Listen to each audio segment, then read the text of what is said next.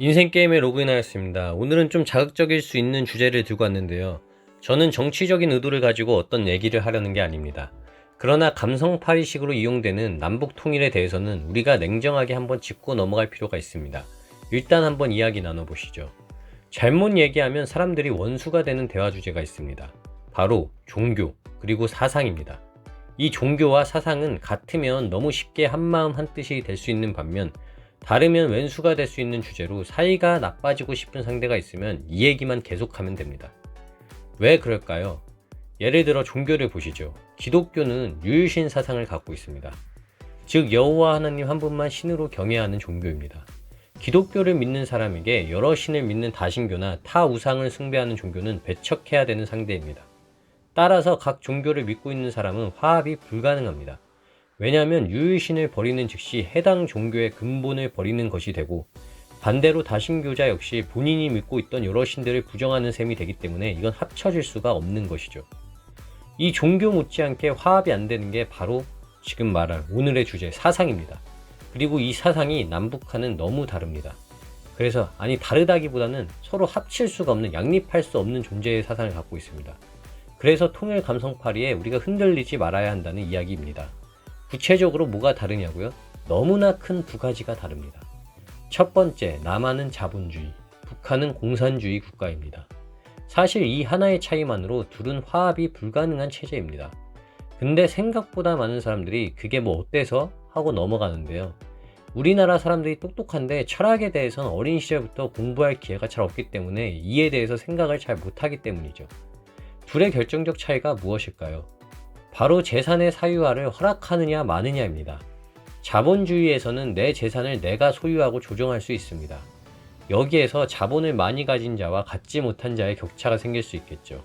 반대로 공산주의에서는 개인의 재산을 인정하지 않습니다.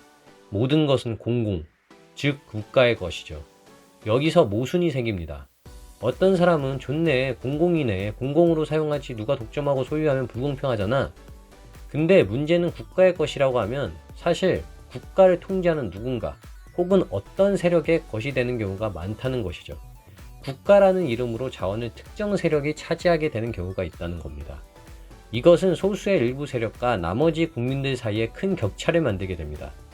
어떻게 하나 격차가 생기는 건 기본적인 흐름인 것일까요? 아무튼 자기 재산을 자기가 소유하지 못하고 남이 통제하게 되죠. 스스로가 결정하지 못하고 남이 선택하고 남이 움직이고, 이것을 우리는 노예라고 합니다.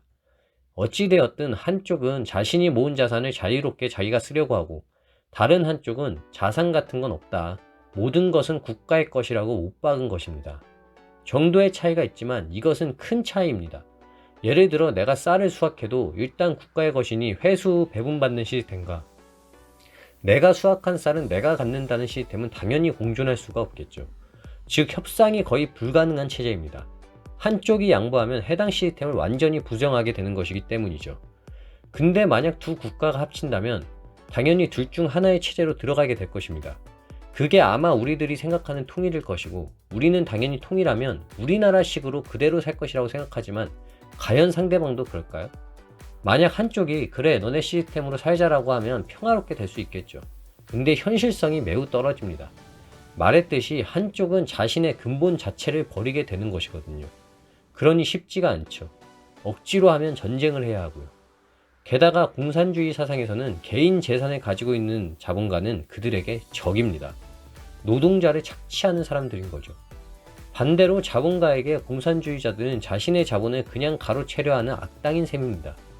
기본적으로 서로가 서로를 적으로 여기는 사상을 각자가 갖고 있는 거예요. 근데 정치인들은 이걸 다 알고 있으면서 마치 지금처럼 그대로 통일되는 것 마냥 선전하고 있습니다. 그래서 감성파리에 당하면 안 된다는 것이죠. 통일을 하려면 한쪽이 체제를 포기하거나 아니면 강제로 하는 불이익을 감수해야 합니다. 만약 북한식으로 통일이 된다면 우리나라 국민의 대부분은 본인들이 일군 자산을 모두 내려놓아야 합니다. 반대로 남한식으로 된다면 해당 정권은 모든 권력을 잃어버리게 됩니다. 자, 두 번째는 이해가 쉬울 것이기에 짧게 하겠습니다. 남한은 민주주의 국가이고 북한은 독재 체제라는 것입니다. 이것은 앞서 말한 것보다 좀 더 크게 와닿으시죠? 한쪽은 지도자를 국민들이 투표해서 뽑고 한쪽은 세습됩니다. 즉 양쪽이 합치려면 남한의 국민들이 선거를 포기하거나 북한이 정권 세습을 포기해야 합니다. 양쪽 다 싫을 거예요. 우리는 온전한 통일을 얘기하는 것이지 지금 일국양제를 얘기하는 건 아니기 때문에 한쪽 시스템으로 통일이 돼야 되는데, 그러자면 둘 중 한쪽이 많은 것을 포기해야 됩니다. 말이 쉽게 많은 것이지 사실은 어쩌면 거의 모든 것이라고 할 수 있는 걸 내려놓아야 돼요. 정리하자면 1번, 양국 체제가 그냥 단순 협상으로 될 수 있는 동네 애들 싸움이 아니라는 것입니다. 왜냐? 아예 근본 자체가 다른 두 체제의 갈등이라는 것이죠. 때문에 말로 하는 게 쉽지가 않습니다. 왜냐하면 한쪽이 포기하는 순간 그쪽은 너무나 많은 걸 포기해야 하기 때문입니다. 예를 들어 남한이 포기한다면 선거권과 개인 재산들을 모두 포기해야 되죠. 아마 지금 듣고 계신 분들도 이해하기 쉽지 않을 겁니다. 이렇게 포기하라고 하면.